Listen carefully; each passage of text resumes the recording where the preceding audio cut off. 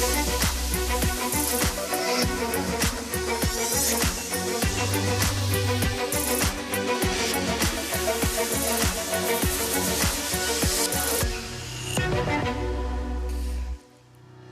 morning. It is Tuesday, the 3rd of February. I'm Maeve McMahon, and this is Europe Today, your daily fix of European news and analysis live here on Euronews. Coming up, it is coined the Davos of the Middle East. European leaders and business representatives have flocked to Dubai to discuss trade, AI, geopolitics and more. Some 150 governments are there alongside 500 ministers, all meeting to consider how governments can adapt and innovate in a changing world. Euronews' EU News editor Maria Tadeo is also in Dubai for the occasion and sent us this update. Good morning indeed. Europe Today on the road, this time from Dubai, where the World Governments Summit, where heads of states, ministers and the private sector will come together to discuss geopolitics, but also trade at a key moment also for this region. I should note two big topics on the agenda. One is Iran. There are expectations that talks will take place between a U.S. delegation and Iranian authorities as soon as this week, potentially restarting talks over a nuclear framework. Remember, President Trump has always said Iran will not have a nuclear weapon and will never be allowed to have a nuclear weapon. The question in this region, in the UAE, but also the Gulf, is whether or not there can be a diplomatic solution to the tensions that we've seen really kick up because of the protests from the Iranian regime on protesters on the streets of the country, and whether a war, a regional war, can be averted if indeed the U.S. were to use a military strike and military action in the country. That is certainly the big topic permeating this conference. But as I mentioned, the broad region in the Middle East. The other big point, and now connected to the UAE, is Ukraine, because yesterday the Ukrainian President Volodymyr Zelensky confirmed that a Ukrainian delegation and a Russian delegation will meet in Abu Dhabi to continue talks over whether or not there's a path to end the war. This in a very difficult winter for the Ukrainian people. The temperatures have dropped below 20 degrees. The energy infrastructure has been severely damaged, and you have a country that is quite literally freezing. On that note, very interesting comments from the German Chancellor yesterday, saying that it would be a mistake for the Europeans to re-engage in talks with the Russians because Vladimir Putin has not changed, quote, his maximalist demands and goals when it comes to Ukraine. That is for the politics, but as I mentioned, trade is also very present. This is a region, but also the broader trade picture in 2025 that was shaken by the Liberation Day tariffs from President Trump. Countries are having to adjust. That also goes for the European Union. Remember, the EU since the start of the year has signed two major deals, the Mercosur and India. The question is whether this momentum to create regional trade can continue in an environment that is very complex and difficult when it comes to the geopolitics. On that note, I spoke with the head of the OECD, Matthias Cormann, who told me despite this very difficult backdrop, despite the conflict and the geopolitics right now, trade remains a force for good. We've had many interviews over the years, but there's one thing you like to repeat, and that is that you believe, you're firmly convinced that trade is a force for good. Is that still the case? Well, 100%. I mean, the expansion of global trade has been unequivocally a positive for the global economy and for people all around the world. It has helped lift hundreds of millions of people out of poverty. Of course, I mean, global trade and the global competition that comes with it helps to bring prices down, helps to increase choices for consumers. It helps to drive increased incomes and opportunities for businesses, and hence drive stronger growth and higher incomes and living standards. But it is also true that we always need to think about whether the global markets is well functioning, whether the global rules-based trading system is in good working order. And some issues have been appropriately identified that need addressing, but what we would say is we need to address them in a way that helps preserves the economic benefits of open markets and rules-based trade. So I wonder, when you look at the EU at this point, what analysis do you make? We've had a very narrative of a declining continent that's almost fallen behind in every possible innovation. Others suggest there's too much doom and gloom. How do you see it? Well, the way I see it, first and foremost, is that Europe and the European Union as a project is an unequivocal success story. I mean, when you look at the history of Europe as a continent, I mean, by any measure, the last 80 years have been a great success in terms of stability, in terms of peace, in terms of prosperity.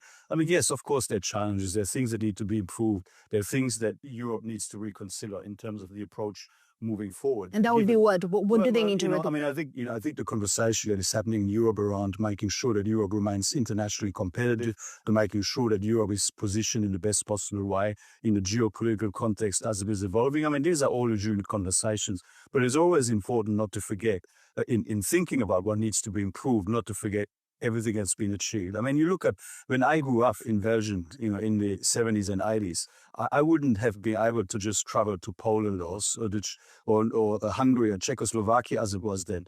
Now, I mean, all of these countries are successful, thriving, market-based economies, part of the European project. I mean, like Europe today is in a much better place than it has been. But yes, of course, Europe is facing challenges, and Europe needs to continue to think about how best to meet the challenges and how best to pursue the opportunities. So is there an element of perhaps self-confidence and pride that is lacking for Europeans and they need to regain in a way? No, I wouldn't make such a blanket statement. I mean, I think Europe fundamentally is a great place to live. It's overwhelmingly a successful continent, and I think we need to put things into perspective. Yes, I mean, there are particular challenges. There are particular challenges at this time. But there are challenges that are long-standing and that are not just unique to Europe, but there are other challenges perhaps where Europe needs to think about how to position itself in the best possible way in the evolving circumstances. But this is, I mean, it will always be thus, but there will always be evolving circumstances to which we need to adapt and to which we need to position ourselves in the best possible way. And when you look at the deals that were cut with both India but also the Mercosur, is that something that you go, that is going in the right step? The appetite to talk to each other, the appetite to enter into agreements in the last period has actually increased, if anything. And that's also a good thing. There is, of course, Mario Draghi has come up again with this call to say the European Union needs to move from a sort of confederation that's not really working to a federation. He's also said we need to see radical changes, otherwise it's going to be a slow agony. Is that a message that you can rally behind, and do you understand where he's coming from? Well, look, I mean, Mario Draghi is an exceptional leader, policy thinker, and I think that everybody would be well advised to listen very carefully to. So you say listen to his message. It's not really for me to give advice to the European Union on this point, but when I think that Mario Draghi is somebody that everybody would be very well advised to listen to very carefully. So what do you expect to see this year now from a global OECD perspective beyond Europe and the United States? What is the outlook that you're hoping to achieve? Look, I mean, we will have a ministerial council meeting later this year, as we do every year in June. This year, we will be focusing on the interaction between industrial policy and trade policy. How can we ensure that industrial policy is well designed, well targeted, non-market distorting, and helps to achieve policy objectives in a way that doesn't detract from the future expansion of global trade. Really seeking to support countries around the world to manage structural transformations in relation to digital and the green transition, the energy transition, but also really to position themselves in the most competitive, successful way for the future. And it's not an OECD member, but since you talk about market distortions, is China your biggest worry? We deal with the global economy, and China is a big factor in the global economy. Obviously, nearly 20% of global economic activity, and there are. Again, there are challenges and opportunities. Some talk about a big China shock. Well, there are areas where we're concerned about market destroying practices, about excessive levels of market destroying subsidies, about, and I mean, these are conversations that we need to continue to have. And certainly from our point of view, that we would prefer if there was stronger alignment with, market-based practices like those promoted by the OECD. Euronews' EU editor there, Maria Tadeo, speaking with Matthias Cormann, the Secretary-General of the OECD, who spoke very highly of Mario Draghi. Well, speaking of Mario Draghi, the former ECB chief took centre stage at the University of Leuven yesterday, where he had a very, very stark message for Europeans. Our Stefan Kobe was listening to that speech and has joined me now in the studio here For a debrief of the speech, Stefan, what else did Mario Draghi have to say? Yeah, good morning, Maeve. Well, it was Super Mario at his best. Remember, this was the guy in 2012, when he was president of the European Central Bank, single-handedly defended the euro, saved the euro by saying the ECB will do everything whatever it takes to preserve the euro.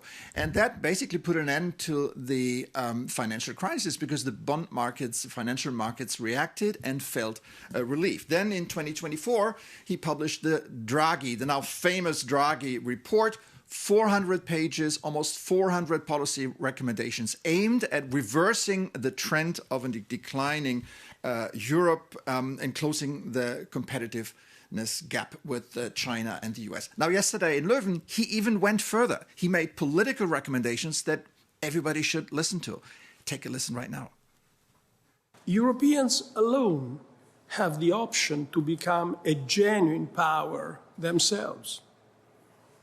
So we must decide. Do we remain merely a large market subject to the priorities of others? Or do we take the steps necessary to become one power? Grouping together small countries doesn't automatically produce a powerful bloc. This is a future in which Europe risks becoming subordinated, divided, and deindustrialized at once. And a Europe that cannot defend its interests will not preserve its values for long. Mario Draghi there with a bit of a cold shower this morning, Stefan, for EU leaders. And this speech as well coming at a very difficult time for the EU, just when the transatlantic bond is at a historic low. Yeah, absolutely. I mean, Mario Draghi has a tendency of being very parsimonious when it comes to public statements. But whenever there is a public statement, it comes with a big bang. And yesterday's speech was addressed to the audience at Leuven University, but in reality, he was addressing the chancelleries across Europe. Because it so happens that next week, there's going to be an extraordinary EU summit to which Mario Draghi is invited. And he will tell the leaders what they need to do. They need to act to get their act together. Otherwise, will be the lunch of an assertive China and an increasingly aggressive United States under Donald Trump. So Mario Draghi once again has become the oracle of Europe, the elder statesman of Europe, the one that everybody is listening to. And I'm very, very thrilled to see him next week. And let's see what comes out of it. Indeed, you mentioned that leaders' summit. It'll be a retreat, in fact, taking place on the 12th of February. So we'll keep a very close eye on that. Stefan Kobe, thank you so much for that update. But now, moving on, France is making the headlines this morning for having finally finalised its budget for 2026. After months of political deadlock, Prime Minister Sébastien Lecornu had to use his constitutional provision to force it through and managed to survive not one, but two no confidence votes to do so. The budget includes big plans for military spending in France. For more, we can head over to Paris and bring in our correspondent, Sofia Kaskinkova. Good morning, Sophia. So this vote brings an end to months of political deadlock in France. Just give us the context here. Yes, good morning, May, from rainy Paris. So, as you said, after a long and often bitter standoff in a deeply divided parliament, just where I am standing, the government finally secured the adoption of the long overdue 2026 budget on Monday evening. Prime Minister Sébastien Lecornu chose to bypass a vote by MPs by invoking Article 49.3, which is a constitutional tool that lets him do this. And this opened the floor up to two no-confidence motions, one from the far right and another one tabled by the left, excluding the moderate socialists. And so Lecornu survived both last night, allowing the budget to pass. And so the budget itself aims to reduce the ballooning public deficit of Europe's second largest economy to 5% of GDP this year from 5.4% of GDP last year. Shortly after the vote, Prime Minister Sébastien Lecornu welcomed this outcome on social media. He tweeted, and I quote, "France finally has a budget that embraces clear choices and essential priorities, a budget that reins in public spending, which does not raise taxes for households and businesses. This text is not the government's text. It is the result of a parliamentary compromise incorporating amendments from all groups." And he also added that he will be referring the text to the Constitutional Council in the next few days to make sure that it fully complies with the country's constitution. Back to you, Brussels. So, Sophia, what does this all mean now for France and, of course, the EU, because this has been watched very carefully from Brussels? So for France, this brings some immediate relief, but that doesn't mean a long-term stability, Maeve. The country, yes, now has a budget giving clarity for markets and public services, but the way it was passed just shows how fragile the political system in France has become.